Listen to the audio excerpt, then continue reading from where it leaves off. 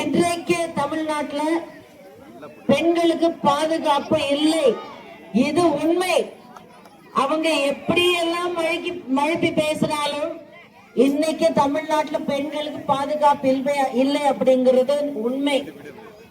பச்சிளம் குழந்தைகளுக்கு இன்றைக்கு பாலியல் கொடுமை இருக்கு அப்படிங்கிறது ரொம்ப கேவலமான கொடூரமான உண்மை. விலைவாசி விண்ணை முட்டும் அளவுக்கு உயர்த்தி விட்டிருக்காரு ஸ்டாலின் அவர்கள், இதுவும் உண்மை. இளைஞர்களுக்கும் வேலை தேடும் அனைவருக்கும் இன்று வரைக்கும் ஒரு புது வேலை வாய்ப்பு உருவாக்கி கொடுக்கப்படலை அப்படிங்கிறது உண்மை. இது அனைத்துமே ஸ்டாலின் அவர்களுடைய ஆட்சியின் சாதனைகள். இதுல மக்களுக்கு பயன்பாட்டுக்கு வரக்கூடிய ஒரு விஷயமோ, இல்ல மக்களுக்கு நல்லது செய்யக்கூடிய ஒரு விஷயமோ, இல்ல மக்களுக்கு பாதுகாப்பு கொடுக்கக்கூடிய ஒரு விஷயமோ இல்லை. இப்படிப்பட்ட ஒரு அவல நிலைக்கு தமிழ்நாட்டை கொண்டு வந்து ஆளாக்கிய அந்த ஆட்சியை புரிந்த அந்த முதலமைச்சர் ஸ்டாலின் அவர்கள், அவருடைய திமுக அரசாங்கம் மறுபடியும் தமிழ்நாட்டில் இந்த மண்ணில் நிலைநாட்ட கூடாது, மறுபடியும் ஆட்சி பொறுப்புக்கு வரவிடக் கூடாது அப்படிங்கிறது இன்னைக்கு மக்கள் உணர வேண்டிய மிக அவசியமான விஷயம். நீங்கள் எல்லாரும் பாதுகாப்பா இருக்கணுமா? நீங்கள் எல்லாரும் உழைக்கிறது, கஷ்டப்படுறது உங்க குடும்பங்களை பாதுகாக்கிறதுக்கு மட்டும்தான். உங்களுடைய அத்தனை கனவுகளுமே உங்க பிள்ளைகளுக்காக தான் நீங்க பாக்குறீங்க.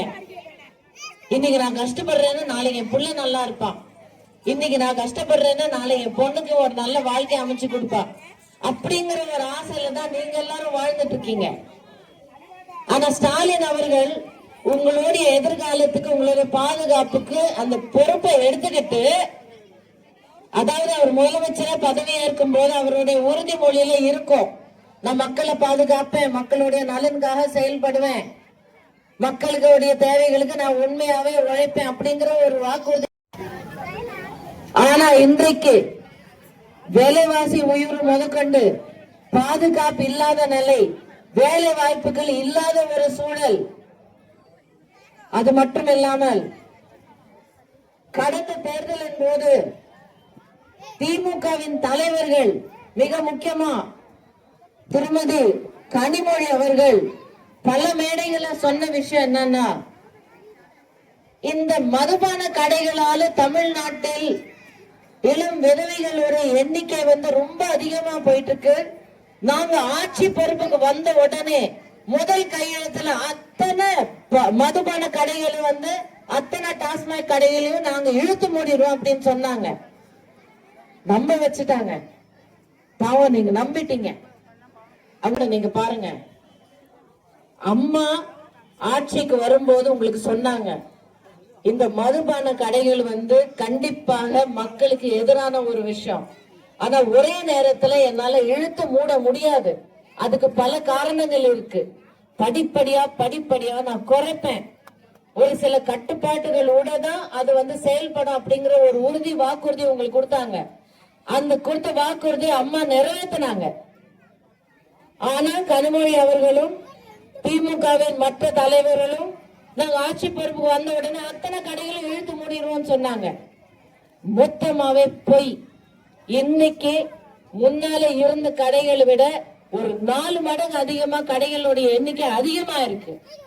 அதோட சேர்ந்து போதைப் பொருட்களுடைய விற்பனை, கஞ்சா மற்றும் போதைப் பொருட்களுடைய விற்பனை ஒவ்வொரு இடத்துலயும், ஒவ்வொரு ஊர்லயும், ஒவ்வொரு குக்கிராமத்திலையும் அவ்வளவு சுலபமா எல்லாருக்கும் கிடைக்குது. இளம் தலைமுறைக்கு கை நீட்ட தூரத்துல அவங்களுக்கு இந்த போதைப் பொருட்கள் கிடைக்குது.